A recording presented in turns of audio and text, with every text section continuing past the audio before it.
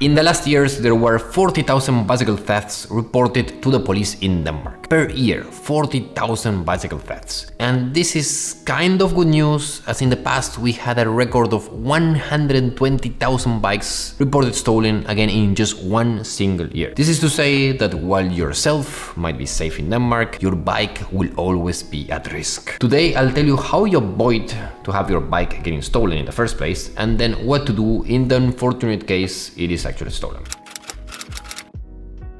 If you're new here, my name is Mario, and on this channel I help expats in Denmark and also Danes as well on having their best life possible here in Denmark, save money, invest well, and all those sort of things. Number one, avoid getting your bike stolen.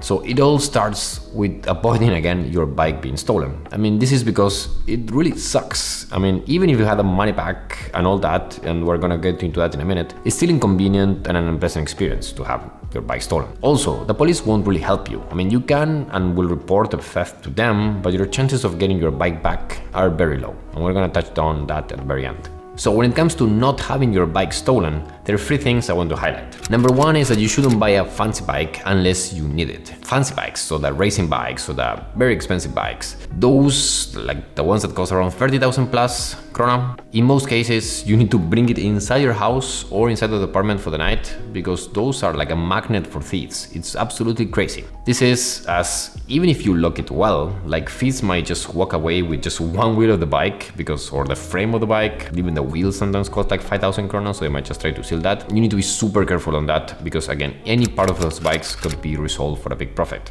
So I mean, it's crazy. And then also for cargo bikes, which can cost also that amount as well. This doesn't really apply because you can't really bring a cargo bike inside your apartment. But again, there's gonna be a video linked up over here where I give you all my tips on cargo bikes. Again, the gist of this is that don't get a cargo bike unless you need it. Number two is to lock your bike really well. This is kind of a given, right? But it's not enough for almost all bikes to just have this lock on the wheel, on the back of the wheel, because someone can just leave the bike and walk away with it. Normally, if you want to have your bike safe, what you need to do is to get a second lock. Normally use that lock to chain the bike up to something, to a pole or to a bike rack or something. What I recommend myself and what I use myself is that I have a lock that has both the same key for two locks. So it has one for the back wheel, and then it has a long chain that you can actually use to tie the bike to something. And it's again just one key, the same key for the two locks. Super convenient. Again, it's not a given that because you have two locks, your bike will not be stolen, but normally adds a bit more hassle to the potential thieves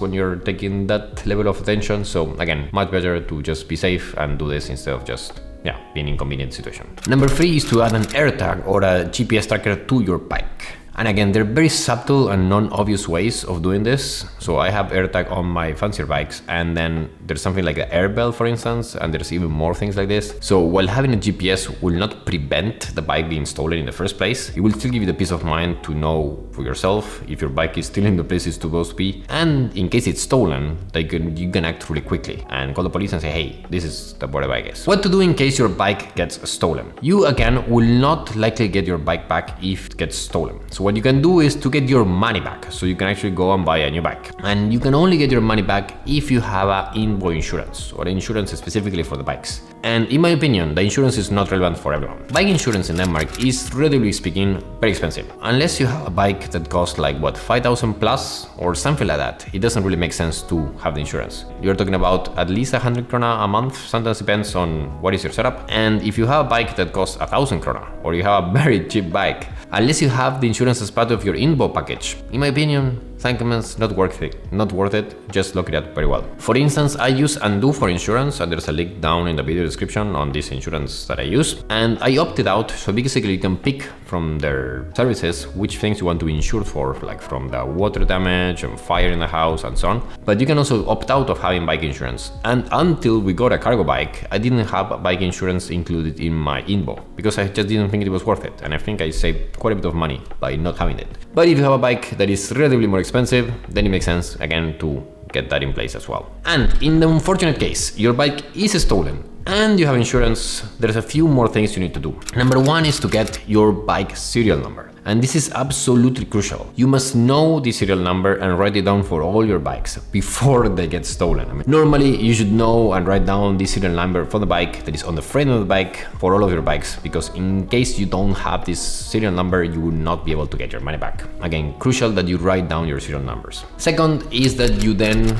go and report the theft to the police, which luckily it's super simple. There's a website, there's gonna be a link down in the video description. So you go to this website, put the bike serial number, you put a few more details, and that's pretty much it. That's all you need to have a proof of theft that you can then go and take it to the insurance. And then yes, you use this serial number and this police report to go to insurance and say, hey, I got my bike stolen, please pay me. And they do most of the times if there's no issues, and then you can go and buy a new bike. But what about recovering a stolen bike? I think honestly that recovering a stolen bike is a long shot. If you have put a GPS or an AirTag, I mean, you could get the bike back. I read stories on Facebook groups that people who did that they found, I mean, there was this guy who had a cargo bike stolen and they found via GPS it was in Romania, and then the Romanian police got the bike back or something crazy like that. But again, don't count on it. If you found somewhere where you can go and pick it up, go and check that. But if it went to a warehouse or to another country,